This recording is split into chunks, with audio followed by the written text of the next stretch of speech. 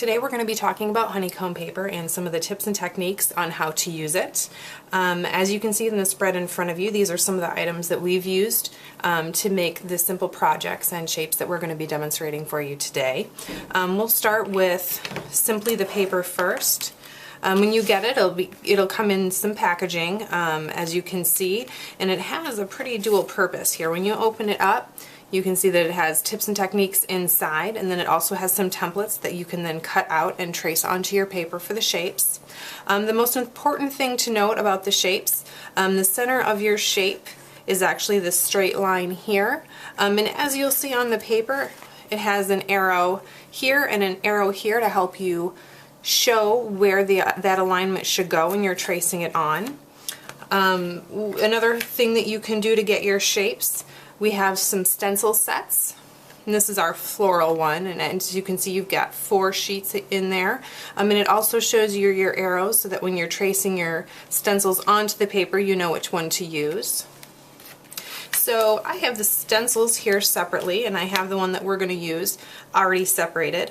So you can simply take a pencil or a pen, whatever you prefer, and line that up to the edge, and then you're going to make sure you've got lead in there first, and then just simply trace and then cut it out. Now there's a number of ways that you can adhere this to your base.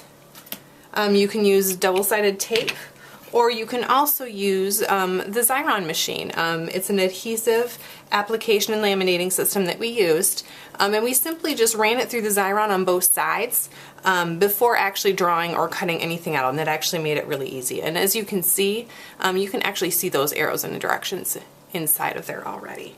So we already have some shapes that are cut out, so I'm going to show you how to adhere them to your base.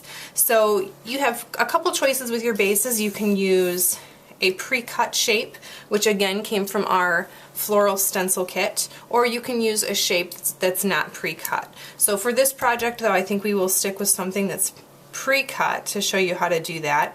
So you simply peel back that Xyron piece, set it on your shape. You want to find kind of where your center is, and then place it on there first. Then remove the other side of the backing. Now it's fairly easy for me to peel this off because I kind of separated it already. The tissue paper is quite thin, so you're going to have to really be careful when you peel that off not to peel that last sheet off of the paper itself. So then when you open it, it's easiest if you have that shape facing towards you, and then you're simply going to kind of pivot it along the center and then gently press it down. So super easy, super fun, and you've got your dimensional shape right there. So another thing that I want to review and talk about today are these 2 shapes, the star and the heart.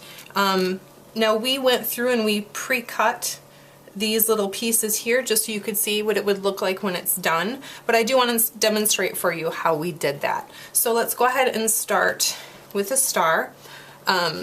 I have already taken the piece that I ran through the Xyron, adhered it to one side.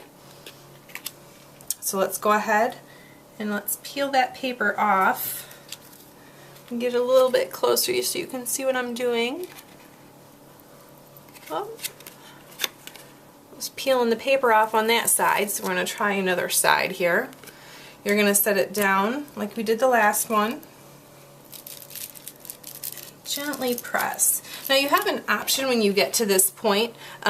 You can either cut into your piece already or you can trim it out. So let's go ahead first though and trim it. So simply for the star, you want to kind of cut in here because as you can see it's pretty rounded, so we want to create that illusion of the bottom of your star. So already just getting that one little piece off has already helped make it look a little bit more like a star shape. So you can go ahead and trim off a little bit more, make it as symmetrical as you'd like. I'm going to go ahead and leave it right there, but you can, you know, take little snips at a time and get it to where you want to. Now with straight edges, I tend to find that a craft knife is easiest, so I'm simply going to run the edge of it right along here, along each side. And another thing, as you can see, the paper that I'm using on the background here is not a perfect match to the actual honeycomb paper, and that's okay because nobody is really going to see that. And if they do, that's fine. I mean, it coordinates enough that it's going to look just fine with it, whatever you use it on. I'll just remove these pieces here.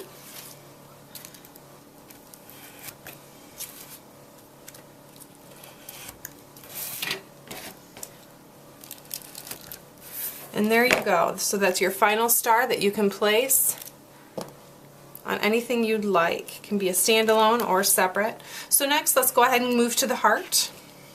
So again, I have already put this on a piece of cardstock on one side. So we will remove the backing here and open that shape up. It's easiest if you grab as close to the edge as possible. When you get to some of these bigger shapes, it tends to stretch out a little bit. Now with this shape, I think it's going to be a little bit easier to do with the scissors. So I'm going to go ahead and take the scissors and cut around the edge. And it's also okay if you end up cutting, I don't know if you can see from where you're at, but I'm actually cutting a little bit onto where it's adhered, and that's fine. Nobody's going to notice that, and it's just going to help ensure that that extra pink along the outside isn't going to be seen.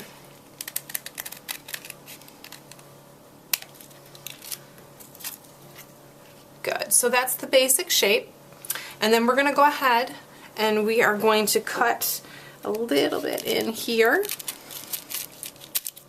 Very gently and slowly kind of start getting that shape of that heart. And it's okay if it's not a perfect cut. You can always go back and smooth it out a little bit more, and as you can see, it's already starting to take the shape a little bit more. We'll just trim a little bit more off.